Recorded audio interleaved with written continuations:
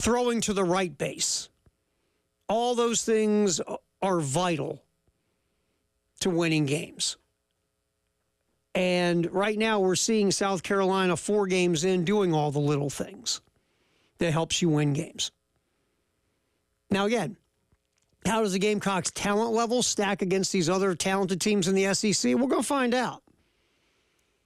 And if you do all the little things really well, if the other team's just better than you and they do the little things pretty well too, then you know you're going to be screwed. But if you play a team that's more talented than you that doesn't do the little things well because, well, that's boring and we're really talented, so who cares about the little things, you'll have a chance to steal games from those squads. Because, yeah, they'll pummel you with their talent, but then the next game, you could win a 4-3 nail-biter because, you know, they booted a couple balls, they got a dude thrown out on the bags, or, you know, situational hitting, they stunk. Little things help a lot. And we'll see where everything lays out when it's all said and done in the SEC, but it feels like no matter what this team ends up doing, watching 4 games into the Paul Mainieri era, they're not going to beat themselves. And they're going to field the baseball. And if you can't field the baseball, you're probably not going to play a whole lot for Coach Mainieri. That's just what it feels like what we're seeing. And the pitching has been really good. Especially the guys coming out of the pen have been just filthy. Yeah, that one took a little bit of time in the 9th inning yesterday, but job got done. That's what matters. Good play was made at short on a hard hit ball in the 9th. Got another fly ball for a second out in between. There was a hit batter and there was a tough play at first, ended up being a base hit. But again, you get yourself out of it. You make tough pitches, and eventually you win that battle and you get yourself another W.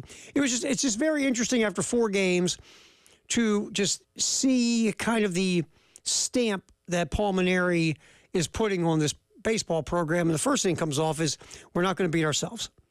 We're going to play good defense and we're going to do the little things. And that's the foundation. No matter how talented you are, if you do those things, you at the very least are going to keep yourself in games. And then see if you can find a way to win one or steal a few against a team that on paper might be better than you. Because, again, you are doing the fundamentally sound, boring things game in and game out. All right, bottom of the hour, John Whittle, Big Spur. We'll talk more baseball with John. Also, we'll hear from Coach Mainieri through the show as well as we'll get some sound in there. Last night in Baton Rouge,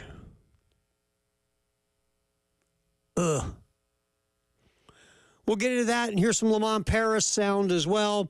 It is the halftime show. David Ayers here punching the buttons. Slacker took a day off yesterday. He's back today. We are going up until 3 o'clock. Dave and myself, Terry Ford, here on the halftime show on the game in Columbia, Florence, and Myrtle Beach.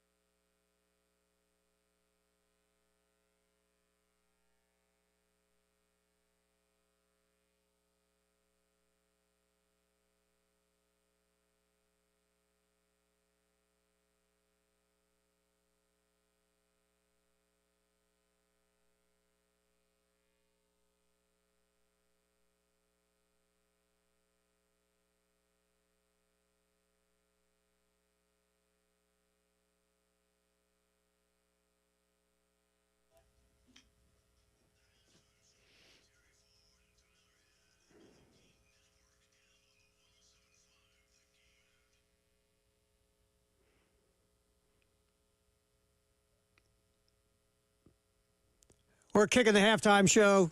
David Dare controlling the buttons. Terry Ford hanging out with you as we go to 3 here on the game. 3:45. Right now we got baseball. South Carolina Queens over at Founders. 4 o'clock first pitch. Again, weather permitting. Doesn't look very tropical, but right now haven't seen any precipitation. Of course, it's only about 12:19, almost 12:20. We'll see where everything goes. But right now, baseball is on. And you can hear it right here on the Game in Columbia and our affiliate 100.3, the Game in Myrtle Beach. All right, so rough night. Rough season, but a rough night and a rough season for South Carolina's men's basketball team in Baton Rouge last night. It did not go well. 18 turnovers.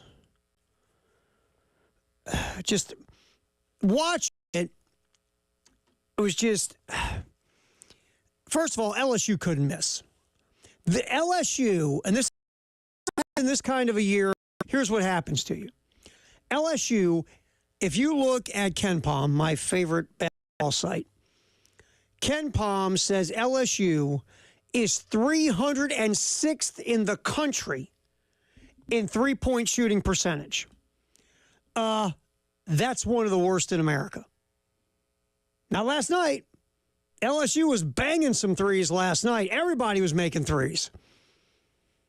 I mean, Shaq came out of the crowd and made a few threes. LSU was Steph Curry-like from three. They shot 57% in the first half, 66% from two-point range in the first half, over 50% from three-point range in the first half. LSU probably hasn't shot that well from the field in a half all year. They did against South Carolina. And the Gamecocks typically are pretty good at running you off the three-point line. But LSU couldn't miss. Unbelievable. The thing that would get you is they'd make a few in a row, and then a couple of guys would throw threes up that broke the back of the backboard. But LSU made shots. To their credit, they were on fire in the first half, especially. And South Carolina, once again, they weren't. They're just not a very good offensive team consistently. They'll have stretches during games where they move the ball well, they move without the ball well. You know, they get some nice open shots within the context of the offense or in rhythm, and they'll make some plays. Colin Murray-Boyles obviously is far and away the best offensive player on the team. And the more Colin Murray-Boyles touches it, the better off usually South Carolina is on offense. But overall, it's just not a consistently good offensive team. And South Carolina goes through stretches, well, forget the turnovers for a minute because we know they love those, but they just consistently don't get good shots or take bad shots or just don't run good offense. And last night, Perry Clark was doing the analyzing of the game on the SEC network, and Perry was talking about times where, you know, whether it's Nick Pringle, Colin Murray-Boyles, you know, South Carolina will get the ball in the post, and the post players, Pringle and CMB, neither one really looked to the basket for a shot or look at, were they in an aggressive scoring position on the floor? Just stuff that makes you shake your head. And some of the other things that happened on offense, I didn't understand this. LSU played small last night. They played four guards and a big. Four guards and a big. South Carolina, you know, with Pringle and Colin Murray-Boyles, they have some size. South Carolina should have punished LSU in the paint. And when South Carolina did run the offense inside out, that's when they were the most effective. But again, it just wasn't consistent. And then LSU started doubling or tripling Colin Murray-Boyles. Nick Pringle's by himself. No one's recognizing Pringle's open all by himself. And there were times Pringle got the ball, nobody's around him, he passed it. It's just stuff you're watching it going, what? And the game, in the second half, Jamari Thomas hit a three, cut the lead to 9. And Thomas, you know, if you looked at the box score, he had a pretty good game. But he just didn't do it. But it's most of his damage in the second half. But so Thomas It's a 3 to cut the lead inside double digits. Then South Carolina gets the ball down 9 with a chance to cut it to 6 or 7. You're like, okay, here we go. Maybe we got the start of something. But then there's a turnover, an LSU 3, another turnover, another LSU 3, a turnover, another LSU deuce. And before you know it, now you're back down by like 17. And that's when old Tara's shower time. That was it. I was like, yeah, this is done. And, yeah, Nick Pringle had all three of those turnovers. One wasn't on him. Morris Ugasuk threw him a terrible pass. That was the first half. I lose track of my turnovers. But that's the thing. Sometimes a guy gets a turnover charged to him, but the player that passed him the ball put him in a bad position to have that turnover happen. It was just a rough night. Rough night against a beatable team. I know South Carolina hasn't played as well on the road, but still a rough night. All right, let's get this real quick, Dave. Cut 7. Lamont Paris talking about the 18 turnovers post-game, talking to Derek and Casey Manning. Hit it, Dave. Yeah. What are you to do? What are you to do? I mean, I hate to say this. I can't play. I would like to go. I'd like to, right? We have to be able to make normal plays. I look at those turnovers. One of which was Mo gets the ball in transition and he pitches to Nick, running full speed outside the 3-point line. Well, what are you going to do? I have to tell him not to do that, right? I mean, I need to tell that guy not to throw it to Nick in that scenario. We had been getting some stuff out of the break. The break was good to us. We're in the break. Nick's about to run by him, space the floor again, and we pitch it to Nick. And then it goes down for a 3 right in our eyeball. That's just how the basketball game works. You make a play like that seems ridiculous. The basketball gods, they punish you in the worst of ways. Instantaneous lesson to be learned. And they will continue to teach lessons as long as people put themselves in position to do it. So, some of those are inexplicable. It's, then here's the thing. We're coming off of like 2 back-to-back games or whatever where we had 9 turnovers or whatever it was, where turnovers haven't been, we've had a stretch where turnovers haven't been a part of it. That's what's bewildering to the old coach at times, is that one day it's turnovers, another times it's rebounding, another day you can't make a shot, another day you can't stop anybody, another day it's, who are you at this stage in the game? Who are you? What do you stand for? What do you do consistently, right? Consistency is still so important in this game. Yeah, I mean, that's the thing that's got to drive you crazy if you're Lamont. It's always something different.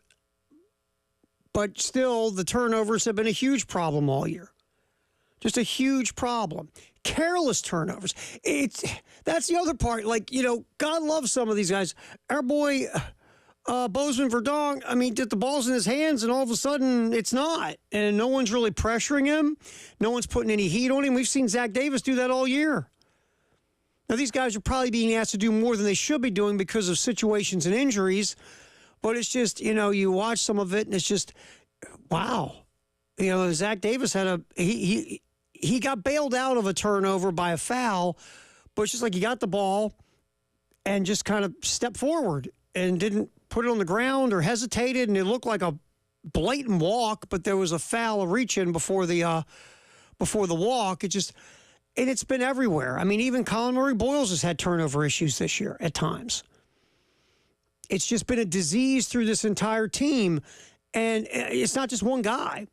But like we saw last year, when you have a true pass-first, veteran, heady point guard who starts and ignites your offense and gets the ball to guys in the right spaces so they can get good quality shots, or starts a play in a way to make it work efficiently, that is gold.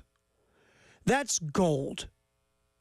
And next season, you got to go find that guy if you're Lamont. You got to find a pass-first point guard. Not a combo guard, not a shoot-first point guard, not a shooting point guard, not a point guard who wants to shoot. You have to find a pass-first, run the offense, quarterback point guard. That's where all this starts. And then you fill in the other important pieces. But you got to have that, man. All right, John Whittle, our buddy from the Big Spur, going to talk some baseball with John next on the Halftime Show. Terry Ford, David Dare, we're hanging till 3 on the game.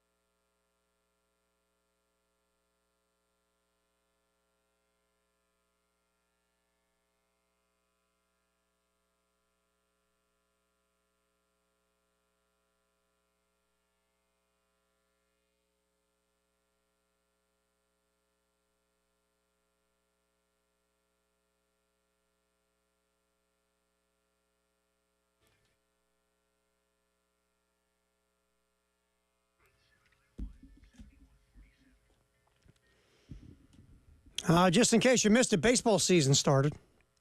Gamecocks 4-0, grinded one out last night at Winthrop. Let's get our buddy John Whittle in here from the Big Spur. So, how cold was it at Winthrop last night there, John Whittle? Enclosed press box, so it was perfect.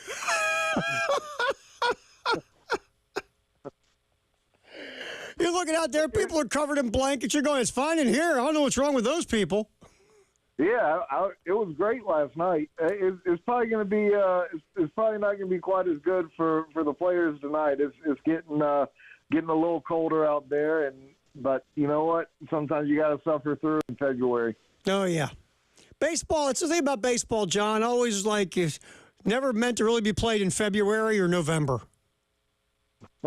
You are wrong about that, but in college sports, guess you got to suffer through it this time of year. That's right. You got to suck up and do what you got to do. Absolutely. And John, and look, you dig into this deeper than anybody, man. But we're just watching these first four games, and again, I know it's Sacred Heart and Winthrop, and I get all that, but it feels like the one thing you're seeing is a team that Paul Maneri's goal is hell-bent not to beat ourselves. We're going to field the baseball. We're going to play D. We're going to be smart on the bases. We're going to do the little things that you do to put you in position to win games. It just feels like we're watching a team doing a lot of the little things well so far.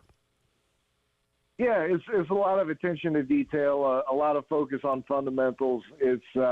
That's certainly been something that's been stressed, since Paul Maneri's arrival, and it's reflective in the first four games. And there are certainly some things that haven't been quite as dynamic as you'd want them to be from an offensive standpoint. But when it comes to doing some of the little things right, whether it's getting the guy in from third base with less than 2 outs, or moving up a base on a ball in the dirt, or whatever. I mean, just fielding the ball cleanly and knowing where to go with the baseball. I mean, those things have been great so far.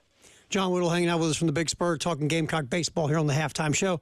Terry Ford, David Darrow in the game. The other thing is, man, the pitching, especially dudes coming out of the pen, have just been filthy. Sheesh. I mean, these guys have been great, every last one of them. You look back at last weekend, and Dylan Eskew, Matthew Becker, Jake McCoy were phenomenal. Brandon Stone was somebody who I had circled, going into the fall, coming out of the fall, as a guy who could be a weekend starter. Struggled a little bit, in the preseason, was kind of down the line a little bit, but he came in last night against Winthrop and just absolutely shoved against a team with a decent lineup. And I thought he was great last night. Parker Marlotte's been dealing the couple of times he's been in there. Brendan Sweeney made it a little bit hairy last night, but came through and got the big strikeout at the end. So pitching staff's been awesome. That one at bat in the ninth inning, that was like 50 pitches, John. It was insane. Yeah, the stat track up at Winthrop doesn't keep the pitch by pitch. I figured it was probably about 12 or 13. The way people were complaining about the live stream, I wasn't going to go try to go back and watch it and count them up, but it was a lot, and that was a great at bat, and that was from their 9-hole hitter. I talked to Mike McGuire, the Winthrop's head coach, after the game, and he talked about just how competitive that guy is coming in from a junior college. Thought he could be really good, but man, what an at bat that was! And just missed a home run foul that would have tied that game in the ninth. And the best thing is, again, you hit the batter after that long at bat, but then you take a minute, stand back behind the rubber, take a breath, get back on there, make the big pitch, get the out, go home. Yep, three pitch punch out, to the top of the order hitter with the game on the line, and a crowd full of fans, many of which under blankets, as you mentioned, trying to get loud and help their team. And it was a big moment, and that'll serve Brendan Sweeney better later. And it's Winthrop, and it's on the road, but you know what, it's still a Division I baseball game with a team that fought you all night. And, you may kind of some folks may kind of turn their nose up at a win against Winthrop and that situation against an in-state school like Winthrop, but that's a big deal. John Whittle here with us from the Big Spurs. We are talking baseball on the halftime show here on the Game. 3:45 pregame, 4 o'clock first pitch. We hope, against Queens over at Founders later this afternoon. You hear it on the Game in Columbia and in Myrtle Beach as well. All right, John, so we'll go two-part here. Make it easy. First of all, there's only 4 games. We get it. But after 4 games, whose performance, whether pitcher, hitter, doesn't matter, who surprised you the most so far in a good way? Ooh, that's a good question. I would. That's a good question. I would say probably Brandon Stone based on how he pitched coming into the season. A lot of these guys who have performed really well were really hot coming into the year from a pitching standpoint. I mean, Zach Russell, you gotta love what he did on Sunday on the mound, striking out 4 guys and 4 at-bats. I think that probably took some folks off guard. And, he filled up the strike zone more than he has been. His kind of bugaboo coming into the season was he was probably walking a few too many guys, hit a few too many guys. So seeing him fill up the zone was a treat the other day. There's some guys who probably haven't performed quite as well as maybe we thought, coming into it. Jace Woida is also somebody who probably fits that bill from an offensive standpoint. He was hitting 0.87 through 11 scrimmages, coming into the year, and he's put together some really good at-bats, used the whole field. I think he's done a really nice job in his opportunities so far. So those are probably a couple of guys who you say, all right, those guys have maybe been a little bit better than have been expected. John Whittle hanging out with us from the Big Spur, talking some Gamecock baseball on the halftime show on the Game. All right, the flip side. I mean, there might be a guy or two on a slow start that you're like, obviously those dudes have to get it going if this team, especially offensively, because, again, the offense hasn't really kicked it into gear. Who, and it might be somebody off the grid a little bit, but who really needs to get this thing going moving forward for this offense to really get where everybody hopes it'll be when it's all said and done? Yeah, I mean, you want your best players to play their best, certainly early in the season as much as possible. Thomas McCoy was one of the best hitters coming into this thing and, is hitting 5 in the order, which is, a different spot than where he's been before. He had a big swing of the bat yesterday to put South Carolina on top, so maybe that'll jumpstart him a little bit. He had a little bit of bad luck, bad fortune the first weekend, but, he was the only guy who didn't have a hit on opening weekend. And, Henry Kazmar, there's a lot more in there to him, too, from an offensive standpoint. He's been great from a defensive standpoint, made a couple of nice plays yesterday. But, those 2 guys are the 2 that you really circle and say, okay, it's just 4 games, but these guys, there's more to these guys than what they've shown. John Whittle with us here from the Big Spur as we are talking about the 4-0 South Carolina Gamecocks playing later today, we hope, 3:45 pregame here on the Game against Queens.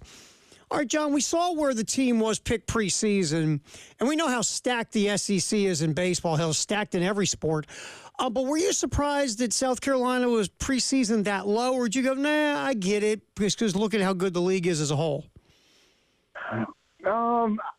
I would say I get it in some ways, because when you're a coach and you're putting together that poll, what are you looking at? You're looking at who did the team lose and who did they bring in? And South Carolina lost a lot off of last year's team, and we won't go through it all. But when you look at the what they brought in this year, the recruiting class was ranked, I think it was 15th out of 16 teams in the SEC. In part because it was so small, they didn't bring in a huge number. And you look at some of the portal guys they brought in, and you can look and say really Henry Kazmar was really the only big get out of the portal in terms of guys who had established credibility. I mean, Nathan Hall didn't start at Clemson. He's going to be your starting center fielder and leadoff guy. If you're a coach and you're putting together your preseason poll, is that guy going to be a transformative piece? You don't really know. Nolan Naraki was a part-time starter at Clemson. You look at the pitching staff, and and Wyatt Evans didn't play at Tennessee, and Jarvis Evans didn't pitch it, or he pitched a lot at Kentucky with Georgia with minimal success. Ashton Crowther at Miami, minimal success. You look at the guys that they brought in, and you just don't know if there's those transformative guys in there. And so I can kind of see why South Carolina was picked near the bottom. But there's some belief that your Nathan Halls and your Nolan Narakis and these other guys are going to play a much more meaningful role and in a big way for South Carolina than what they've done in the past. And that's what you've got to hope to have happen if you're going to finish higher than that 14th out of 16. Our buddy John Whittle. Now it's baseball season. We'll bug you all the time. You'll be blocking our number before it's over with. Sounds great, Terry. I really appreciate you having me. I always appreciate you, my man. John Whittle from the Big Spur talking some Gamecock baseball. Get back in here. Halftime show. Terry Ford, David Arrow in the game.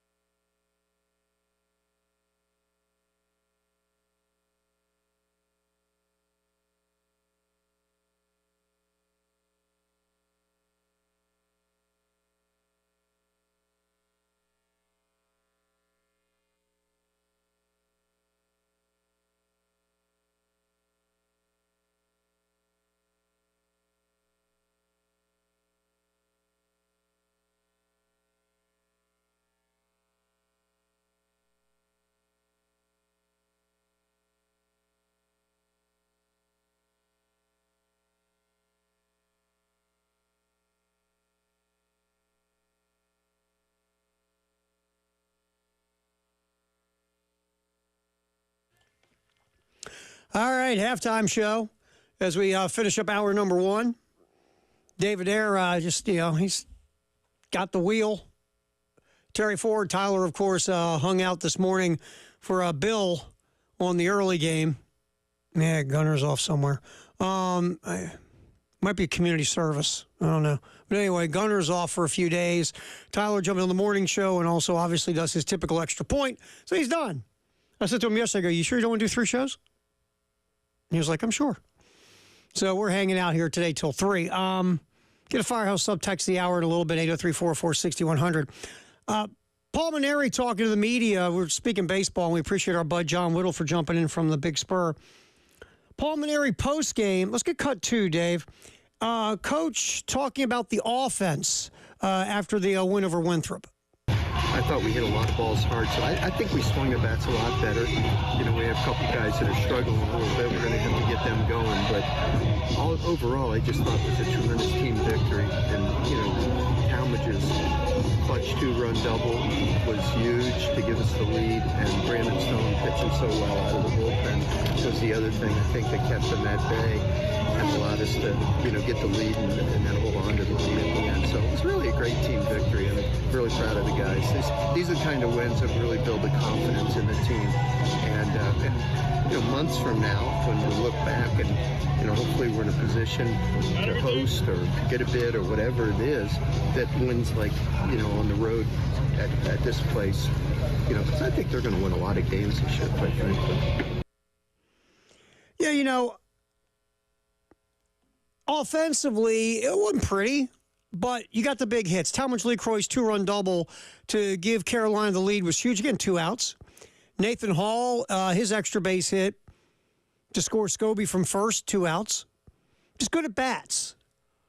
And sometimes you have a good at bat and you end up, you know, hitting a 5-hopper to the second baseman. But typically good at bat after good at bat after good at bat, good things happen. It's that simple. You go in there and you grind.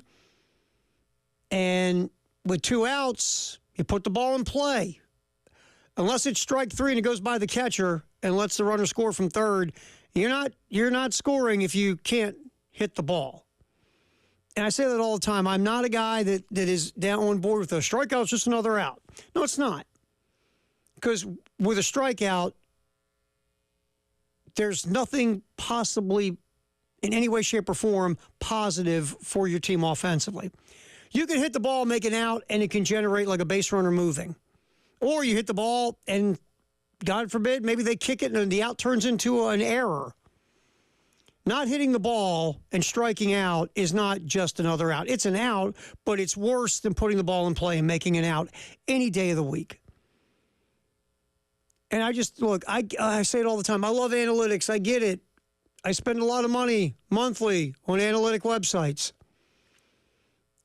But where I go off the road here is this idea of not adjusting in an at-bat. You know, a lot of guys, it's just they have one plan.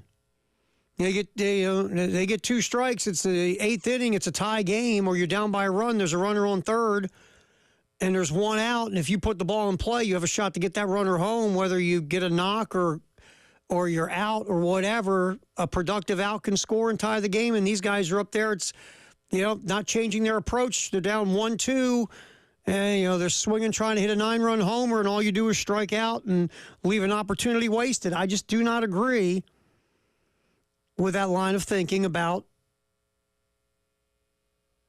hitting today. I just don't. I think there are moments where you've got to adjust your approach. We saw last night 2 outs. Every run South Carolina scored last night was with 2 outs. It's just get the bat on the ball, try to make solid contact, barrel it, and hopefully something good will happen. Good approach. Don't try to do too much. Just barrel it. I remember when I was a kid, you had a Little League coach, you hit home runs, but you don't try to hit home runs.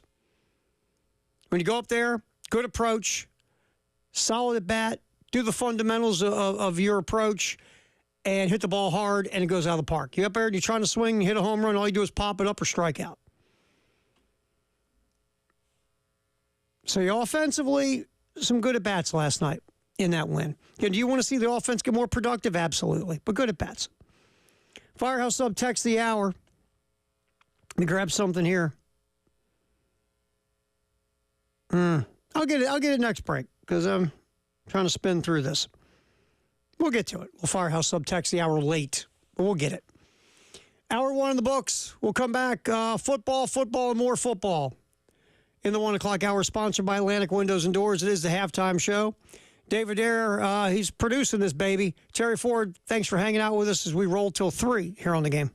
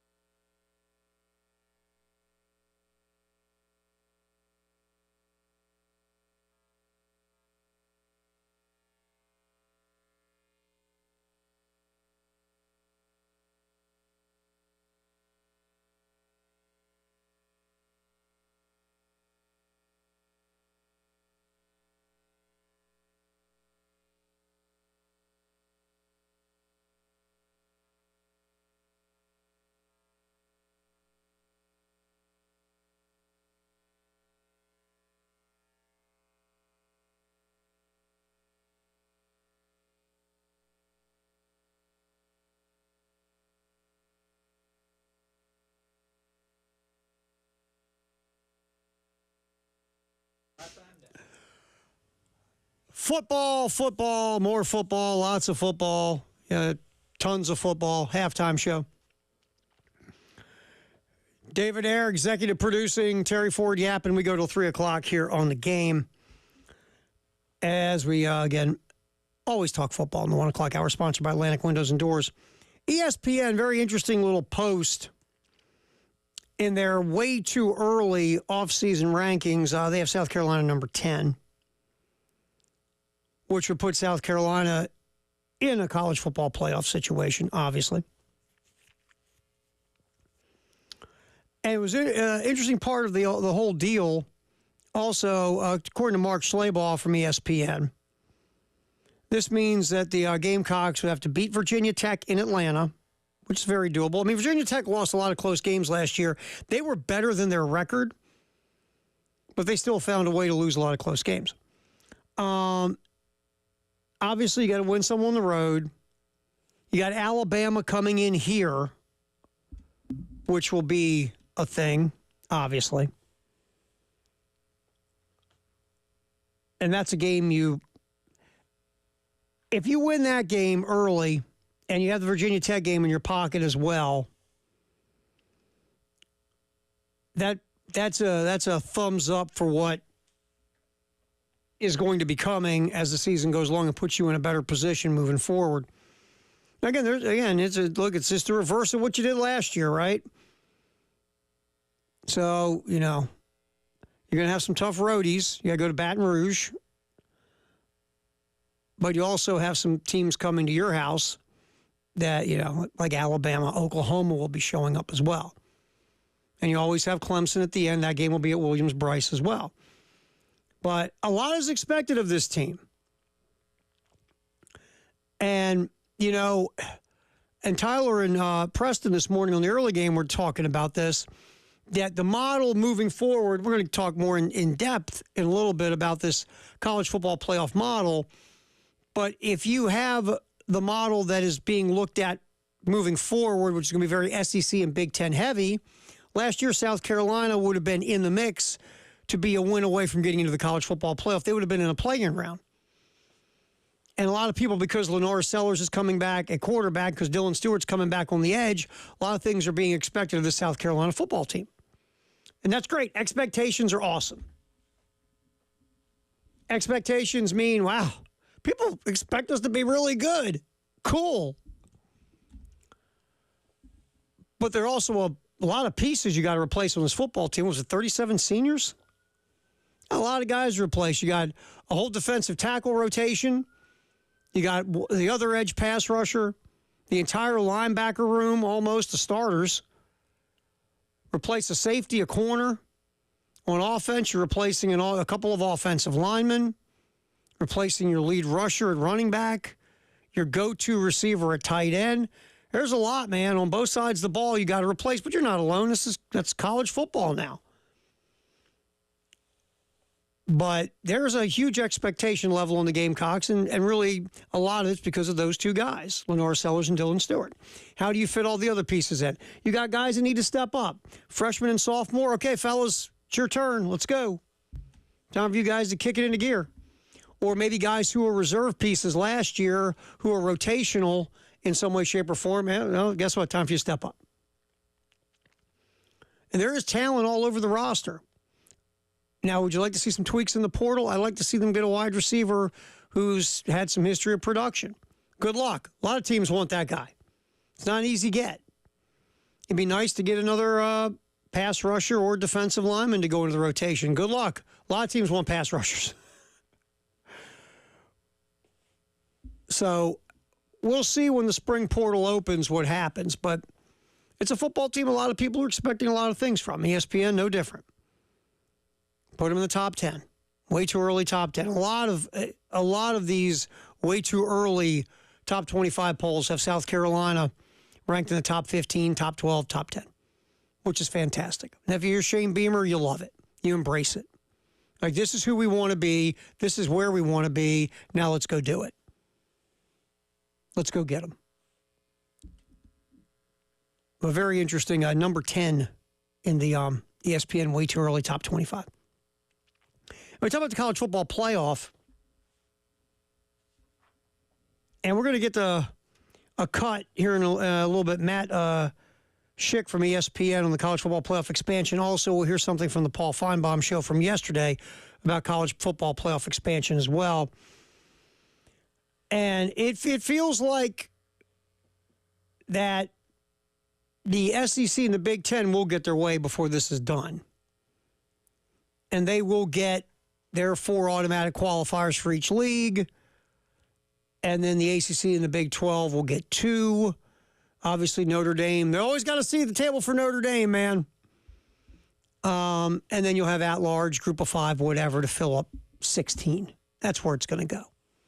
We knew that all along. 12 was just temporary.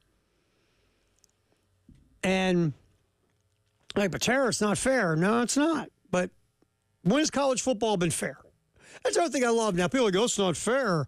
When's college football been fair? There's never been a level playing ground in college football ever. The haves have, the have-nots want to be a have. Not, it's the way it is. I mean, the Big 12 and the ACC, there's only so much you can say. We were kidding about it in here during a commercial break this morning that it's like Thanksgiving. The SEC and the Big 10 are at the adult table, and the Big 12 and the ACC are at the kids' table, along with the group of 5. And whatever the Pac-12 is, I got no idea what that is. And, and we were kidding, like, the ACC and the Big 12 are like when you're 17, 18, 19 years old, right? And now you think you're kind of an adult. And the adults are talking about something. You decide you want to throw in your opinion because, I'm 18. I'm an adult. I can buy lottery tickets. And then, like, the adults look at you and go back to the kids' table. Away with you. Because you thought you said something that was really, like, deep, right, and insightful.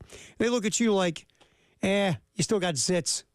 Go sit back at the kid table where you belong and go buy some lottery tickets. So that's kind of the ACC and the Big 12. They are, at the end of the day, they are going to take what the SEC and the Big 10 give them. It's that simple.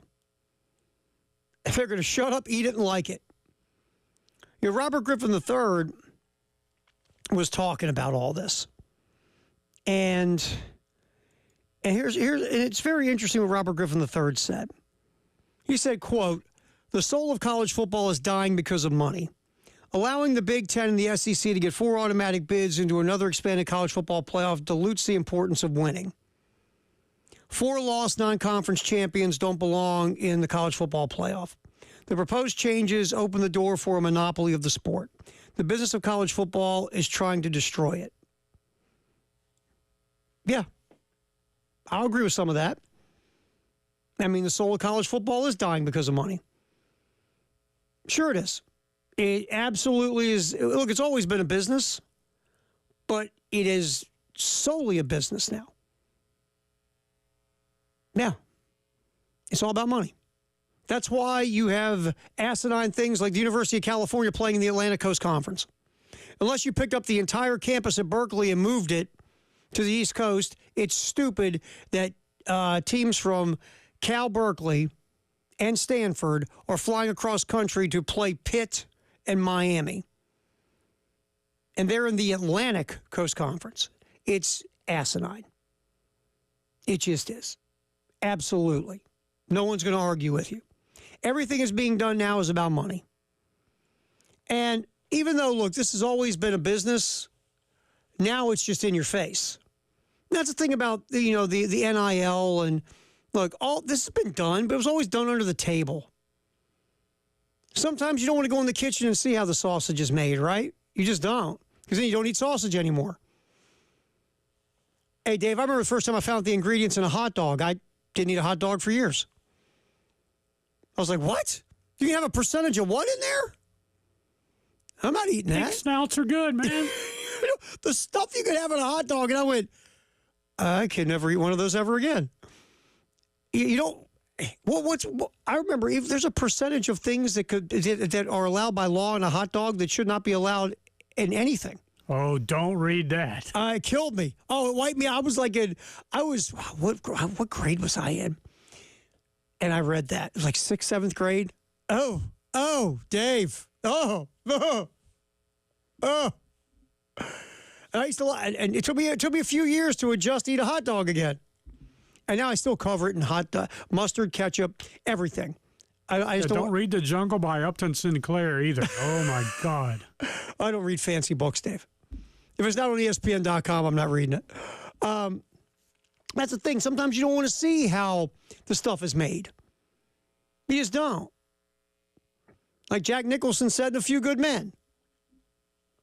You can't handle the truth. A lot of times we can't. We go, oh, my God, we're doing that? Or, wow, that's how you make that food? I all of a sudden just don't want to eat it anymore. And that's what happened. That's not everyone, but especially the older school fan who grew up on college athletics in a whole different model than we see now. Even though a lot of this stuff was going on, now it's in your face. Now you see it. And that's just different.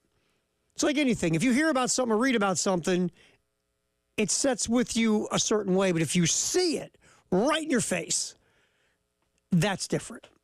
So Robert Griffin III is right. The soul of college football is dying because of money. Or what we feel like in our minds was the soul. That's really what matters, right? If you grew up on college football through the 70s, 80s, 90s, early 2000s, whatever, you grew up when all these things were under the table being done. The $100 handshake, the kid taking underwater fire prevention as a class. College football player playing in California was getting paid to be on snow duty. Now everything's out there and you see it all and you see money going this way and that way and you just, you're like, ugh. And there are people who are like that. Especially, again, your older demographic of college football and basketball fan. So Robert Griffin III isn't wrong. And he's not wrong to say the business of college football is trying to destroy college football. It's just the idea also, we have to keep this in mind. We say it all the time. Like it or not, the model that we all grew up on, or a lot of us grew up on, was illegal. It was illegal. It should have never gone on that long because it was breaking antitrust laws. But we were comfortable with that because that's what we grew up on, going, hey, whatever. Breaking the law, but, it's the way the sport's been my whole life. And now we get to see everything, watching all these things going on just for money. And we're lucky because we sit here in a market that is in the SEC. So you're in one of the two conferences that has all the advantages. So you're like, yeah, give us all the automatic bids. We'll take it. Better chance to get my favorite team in. And in the model that has been talked about, which would be, let's say, the 4 automatic qualifiers out of the SEC, you get top 2 teams in, then the next 4 would play each other, and the 2 winners would then go with the top 2 teams to be the representatives of the SEC. Now, if you look at last year's model, South Carolina would have played, I believe, Tennessee in a 3-6 game. And the winner of that game would join Georgia, Texas, and the winner of the 4-5 game to be representing the SEC in the college football playoff. And again, advantage SEC, advantage South Carolina, advantage fans of South Carolina. Because you're in the conference that could get 4 bids. I will come back and play a couple more pieces of sound about the college football playoff. One is Matt Schick of ESPN talking about the college football expansion. And that is next here on the halftime show as we yap football in the 1 o'clock hour, sponsored by Atlantic Windows and Doors, right here on the Game.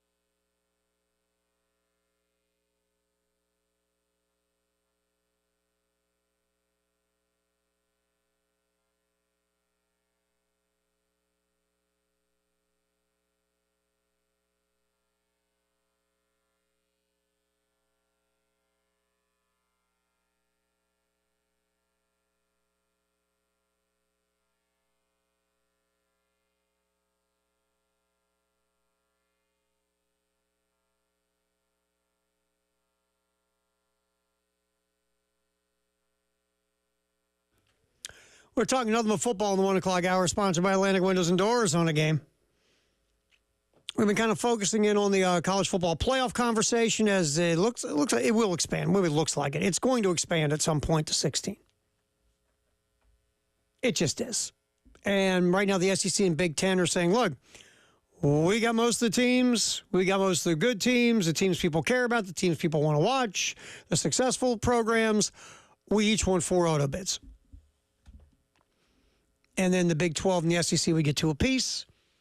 Then, obviously, Notre Dame's in this mix, group of 5, a couple wild cards or at-large or whatever the case. All right, Matt Schick of ESPN was talking about the college football playoff expansion, basically saying, look, whatever's going on right now, in the future, no one's going to care. Hit it, Dave. You know, as much as I'd like to think that there's that long game of what does this mean 30 years from now for the health of the sport, I don't think anyone gives a crap. Like, I really don't. I think this is, we got revenue sharing coming up. We've got 20 to 30 million per school that we're going to have to give to our student athletes. So let's make sure our bottom line is as high as it can be so that we can make as much money as possible, because we are having to spend more money on the student athletes and the times are changing, et cetera, et cetera. In the meantime, we're spending $3 million on a coordinator. We're giving contracts over buyouts for head coaches. Like, that money's not going away.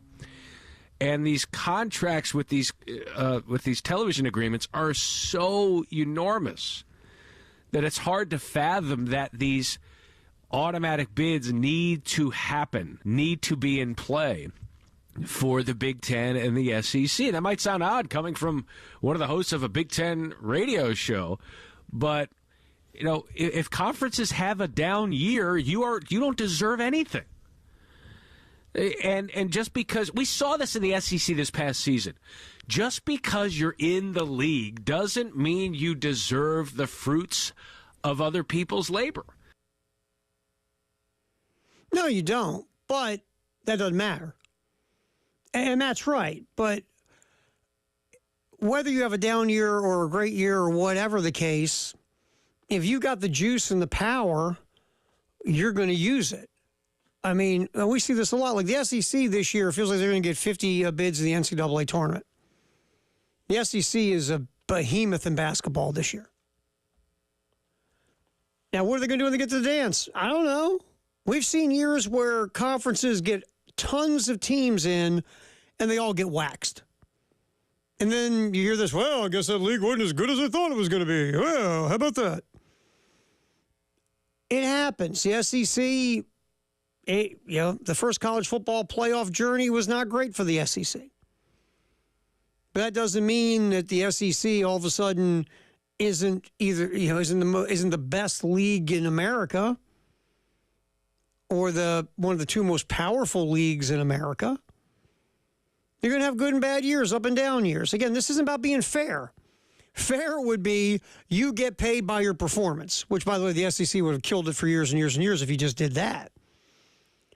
But it's not the way it is. It just isn't. And so you're the Big Ten and you're the Southeastern Conference. You wield, all the power. So you are going to use it to your advantage. And it's like the model of baseball. Baseball doesn't have a salary cap, a salary floor. Baseball is not even across the board like football is, or to a lesser extent basketball, who have salary caps. NFL's cap is like legit. There's no this or that or the other. It's like, this is the cap. This is the way it goes. There's no exemptions. There's no this, that, or the other. Boom, here's your cap. And it's one of the reasons why the NFL is so successful, because everybody feels like they got a shot. Everybody feels like they're in a short turnaround. Everybody feels like within 1, 2, 3 years, you could stink, and all of a sudden then you're competing for a championship. It's a level field. And really your smarts, intelligence, and, ability to build a roster and sustain it and make the correct moves matter, not just you can spend your way out of being stupid. Or spend your way into being stupid.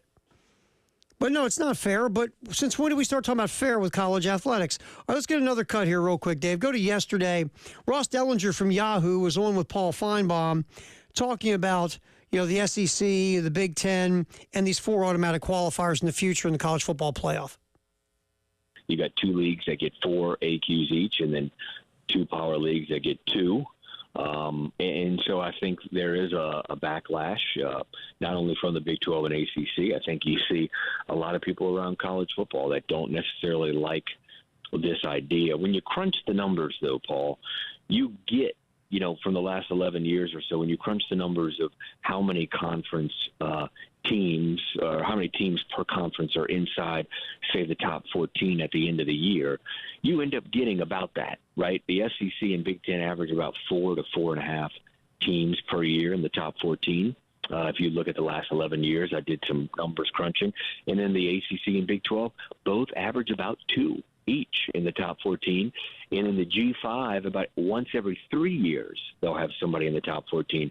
In Notre Dame, it's once every other year they would be in the top 14. So that's just some data, and that's probably what the SEC and Big Ten are using in order to draft this AQ format. The big question, Paul, and I know I've been on your show talking about this part before, is how does a league determine who their 4 or 2 AQs are? And that's the fascinating part of all this. And, we discussed that, and there's models out there for that. And one is, you take the top 2 teams in the conference, SEC or Big Ten, they're in, then the next 4 are going to play each other in a play-in type of round to get the next 2. The one thing Ross Dellinger said that was interesting, if you look over the years, the SEC and the Big Ten get the most teams in the college football playoff. Part of that is because they've been very top-heavy. You've had Bama with Nick. You've had, obviously, Georgia with Kirby. Ohio State has been in the mix. Michigan, these last so many years, obviously was in the college football playoff, won the national championship. Ohio State last year. Occasionally you get a sprinkling of a Clemson. You got in TCU, Cincinnati. But a lot of it has been the top heaviness of the SEC and the Big Ten have lent them into having more teams in the college football playoff. Or if you even look at the top 10 at the end of the season, you see more SEC and Big Ten teams. Top 10, top 15. So, again, these are the conferences that are bringing most of these teams to the dance. They want more automatic qualifiers. They want a larger chunk of the dough. And they have all of the, and they've got the power to get it done right now. Because there's not much the ACC and the Big 12, Notre Dame, Group of 5, and it's not a whole lot you're going to do to fight back when these 2 big dogs, they set the rules because they can. And I'll say it one more time. We're talking about fairness. When has college athletics been fair? Exactly. All right, today, 3:45 first pregame, 4 o'clock first pitch. South Carolina and Queens College. That's on the game here in Columbia and our affiliate in Myrtle Beach. So get set for that. Tomorrow, Carolina calls at 6 with Lamont Paris as he will once again go over what happened last night in the loss in Baton Rouge and look forward to the weekend for South Carolina.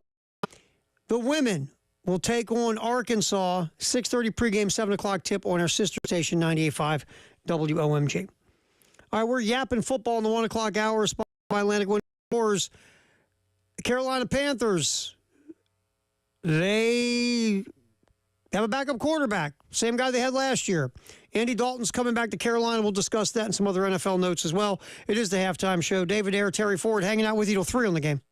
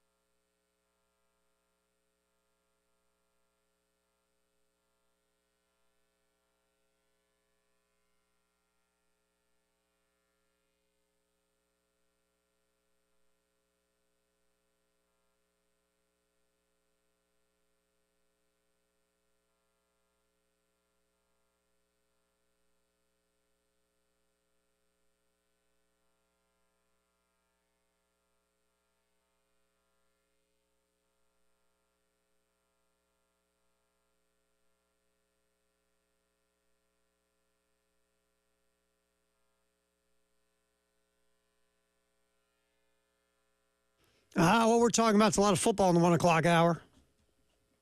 Sponsored by Atlantic Windows and Doors here on the game. Terry Ford, David Dare, halftime show.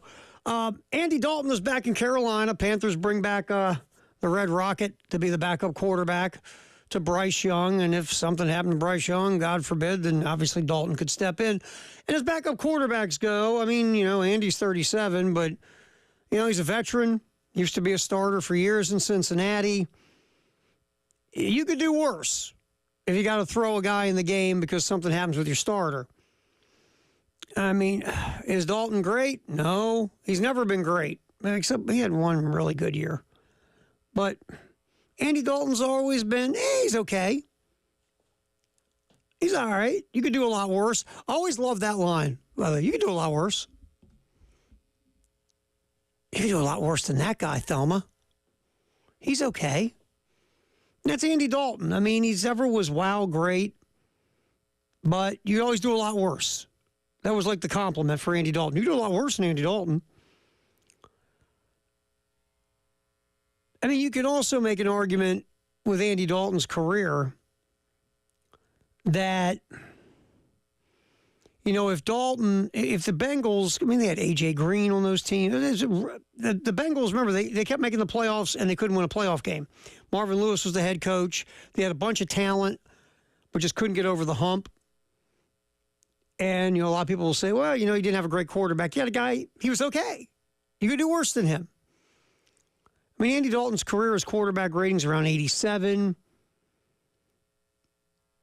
Never been anything wow special. He had that one good year, like 2015, 2016, where he had like a quarterback rating of over 106. But besides that, he's all right. And you could say, well, if those Bengal teams had Joe Burrow as the quarterback, how good could they have been? Or if that team would have had a high-level franchise quarterback. But Andy Dalton, again, for the purpose of he's here to back up Bryce Young, and if you got to put him in there, like I said, he's all right. You could do worse than Andy Dalton. But he's being brought in. It's a 2-year deal on paper, but it's really a yearly deal. Gets $6 million guaranteed just to hang out and make sure he backs up Bryce Young. And really, it's good to have a guy like Dalton as your backup. He started in the league. He's got a lot of experience. He's all right. But he's also a good mentor. He's not trying to jump over Bryce Young for the starting job. He wants to be a starter. All quarterbacks pretty much want to be a starter. But Andy Dalton's cool to be there to, mentor Bryce Young, kind of teach him the ropes, be there if Bryce Young needs a talk, things like that. It's just Andy Dalton is a nice security safety blanket for Bryce Young. So it's a good thing. Well, Andy Dalton coming back to Carolina. This story is just, 7 men have been charged for their alleged roles in robbing athletes' houses. And the reason we bring this up during football, because it was done to Travis Kelce and Patrick Mahomes. It's also been done to non-NFL players. Guys like a Milwaukee Bucks forward Bobby Portis. Joe Burrow had his home broken into as well. So basically, 7 men have been charged by federal prosecutors for their roles in these burglaries. These men are between 20 and 38 years old, all from Chile, by the way, or Chile.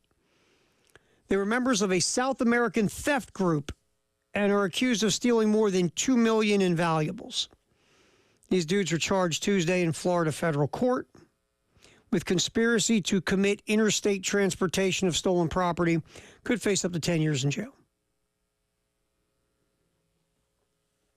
So basically, look, if you think about it, okay, professional athletes, they're not home, they're on the road, break in their house, steal valuable stuff, go fence it or sell it or whatever. Most of the evidence is outlined in FBI complaints from cell phone data, surveillance videos, license plate records. And this is how these guys got tracked down. And again, you think about it, okay, rich people aren't home. Rich people usually have valuable stuff. Let's go break in.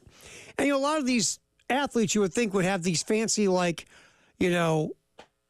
anti-theft devices all around their homes and their property and, all that stuff. But still, these guys got in and stole a bunch of stuff, over $2 million, and they got caught. A big theft ring from Chile. We are talking football in the 1 o'clock hour, sponsored by Atlantic Windows and Doors here on The Game. We talked about South Carolina earlier in the way too early top 25 ESPN college football poll.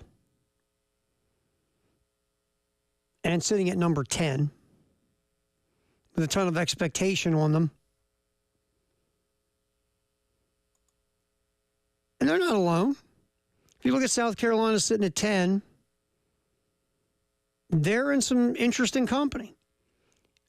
If you look at the top 10, most of it is a lot of the typical crew. You got Ohio State, Texas, Penn State, Notre Dame, Georgia, Oregon, Clemson in the top 10, with LSU in the top 10. Only one other team besides South Carolina you would go, that's interesting, and that's BYU. Cougars were 11-2 last year, 7-2 in the Big 12, and the Big 12's there for the taking. So the only other team, I wouldn't say outlier, but the only other team that is typically not part of the usual conversation besides South Carolina is BYU. And with South Carolina, they talk about the top portal edition, and that's Rasul Faison, the running back from Utah State. All Mountain West in 2024, fourth in the conference in rushing. He gets another year of eligibility because of the Diego Pavia lawsuit about JUCO. And no one's saying Faison is going to be as good as Rocket Sanders, but if he could be close to as good as Rocket Sanders and give South Carolina that go-to dude to give the rock to, that'd be great. I mean, so according to ESPN, I don't disagree with that, because you saw what Rocket Sanders did for Lenora Sellers in that offense last year. Rocket Sanders, obviously, when healthy, was a huge, huge part of the South Carolina offense. You hope Faison can head down that road too. So that is the top portal edition, according to ESPN, as Rasul Faison. All right, football in the 1 o'clock hour, sponsored by Atlantic Windows and Doors. You're on the phone. We'll get to you. Love Chevy phone line, 803-404-6100. Also, we got to catch up on our Firehouse sub-texts of the hour. Got to get to those, too. And remind you, baseball this afternoon is still on so far, 3:45. Pregame, 4 o'clock, first pitch against Queens. Again, the weather. Oh, Dave. I see precipitation. Right out here on Gervais. But so far, it's still a go for baseball. And we'll keep you up to date there. Again, 3:45 pregame, 4 o'clock first pitch. South Carolina and Queens here on The Game in Columbia at 107.5 and our affiliate in Myrtle Beach at 100.3 The Game. All right, we'll catch up on our texting, Firehouse Sub-Text the Hour, and maybe snag a call from you on the Love Chevy phone line as well. It's a halftime show. Terry Ford, David Dare, we go to 3 on The Game.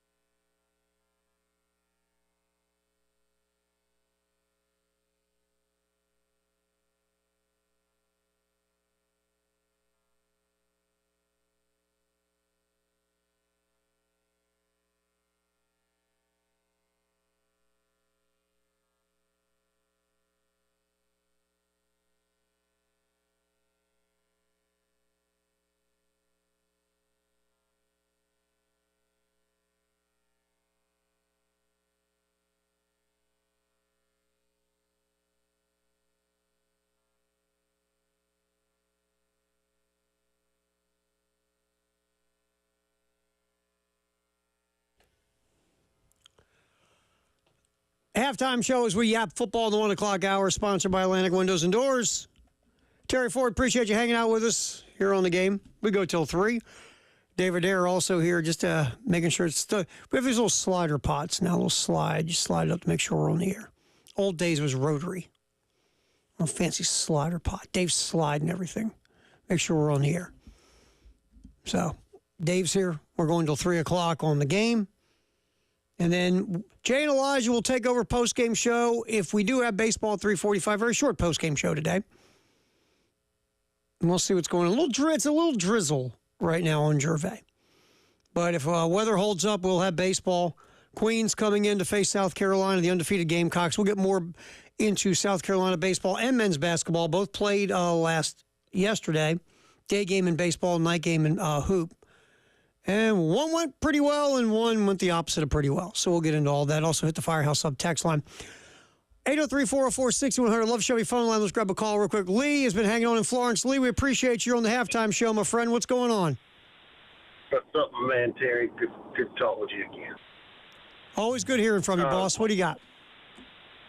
You know, you're talking about that Chilean gang that was robbing all those houses and stuff. You know how they got caught?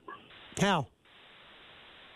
They posted all the stuff they stole from Joe Burrow online on social media, and the FBI got a hold of it, and that's how they caught them. They were flashing with Joe Burrow's watch and cash and his stuff that they stole. They flashed it on social media, and that's how they got it. Now, Lee, let me ask you a question. Let's pretend you and I are criminals. Let's just have some fun. And we just stole all this stuff from somebody's house, and we allegedly got away with it. Would you post it on social media? No, that's why criminals get caught, because they're stupid. Right. Because if they were smart, they would stay off social media. Yes. You don't put it on social media. Ugh. Hey, there's another show has a whole segment of dumb crook news. Oh yeah. I remember back in the old days when I did mornings of music radio, we had stupid criminal stories all the time. Because again, criminals are stupid. There's a commercial on TV actually where a guy goes in and robs the barbershop, not knowing that the barbershop where all the cops go get their haircut. and he was robbing the guy, and the guy that he was robbing was a cop, had the little apron on. He took his apron off, and then there was the cop walking right behind him. So yeah, not too far. That's too good. Hey Lee, thanks for the info, my man. I appreciate you. One more thing. Sure. Hey, one more thing. We're talking about football. Mm-hmm. What quarterback should the Steelers keep? Should they keep Russell Wilson, or should they keep my man from Georgia? Which one? Fields? Justin Fields? Yeah. Well, let me ask you this. I'll throw a third one in. Or should they go get somebody else? Now, there's rumors that they're going to trade for Trevor Lawrence. Well, I heard that Trevor Lawrence, you know what's funny about that, Lee, is Jacksonville doesn't have a GM. How are you trading a guy with no GM? I mean, don't get me wrong, the owner could do it because we know how bad Jacksonville's ownership is. But I heard the Trevor Lawrence thing. I also heard if Matthew Stafford would be available, the Steelers would sniff around Stafford as well. Now, if I'm going to keep... That would be a great pickup. I like him. That would be the perfect one. I mean, look, Trevor Lawrence is young, but Trevor Lawrence has never played to the level of Matthew Stafford, man. You could get Matthew Stafford in Pittsburgh to go with that defense and how much better Stafford would make the passing game. You got something finally. We need another running back, and we get a running back in the draft. And what you said. No, I agree with you. I think you have to improve the running back room. I'm with you 100% on that. But, man, look, you know it. I know it. We both watch AFC North. The Steelers have been a quarterback away and a better offensive line from being the Steelers. That's been the problem. And just to be fair, T.J. Watt did nothing in the last 4 games. Not a single stat, not a tackle for loss, not a sack, nothing. He was a non-factor in the last 4 games. Well, real quick before I let you go, you saw the playoff game where the Ravens kept okie-doking him, and he was tackling air for the first 2 quarters? Yeah. I mean, I don't know what happened there, but he is a Mike Tomlin homer. He loves him to death. I don't know why. But, no, he does, man. He does. Hey, Lee, always good talking to AFC North with you, my man. I got to get cooking. Appreciate you. See you, buddy. That's my AFC North pal. Yeah, I'm a Ravens fan. He's a Steelers fan. Yeah, our buddy Lee. How about putting the stuff you stole on social media? Let everybody see the stuff you stole. That's really smart. That's just really smart. Anyway, real quick, as we talk football in the 1 o'clock hour, look at the NFL draft. Matt Miller, ESPN.com, does a lot of the scouting stuff for the site. And he's talking about there's typically 15 players in the draft who have first-round grades.